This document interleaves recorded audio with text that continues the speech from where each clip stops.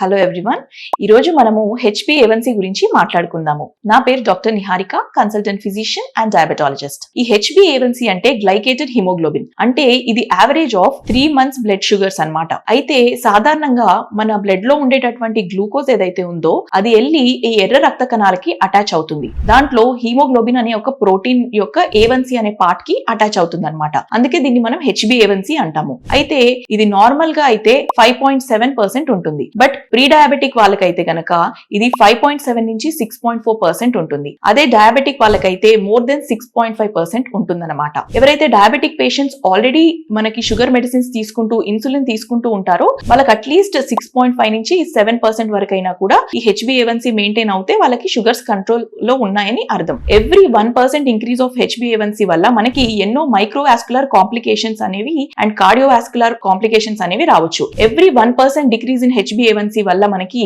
ఈ microvascular complications నుంచి కూడా మనకి రిస్క్ అనేది తగ్గుతుంది అనమాట. అట్లీస్ట్ 20 to 30% రిస్క్ తగ్గుతుంది. అయితే ఈ HbA1c అనేది ఓన్లీ మనకి సెన్సిటివ్ ఉండి డయాగ్నోసిస్ కోసమే కాదు, ఈవెన్ మానిటరింగ్ కోసం కూడా మనకి ఈ HbA1c అనేది చాలా ఇంపార్టెంట్. అందుకని మన ప్రతి డయాబెటిక్ పేషెంట్ కూడా ఎవ్రీ 3 months కి కూడా ఈ HbA1c టెస్ట్ అనేది ఖచ్చితంగా చేయించుకోవాలి. Thank you.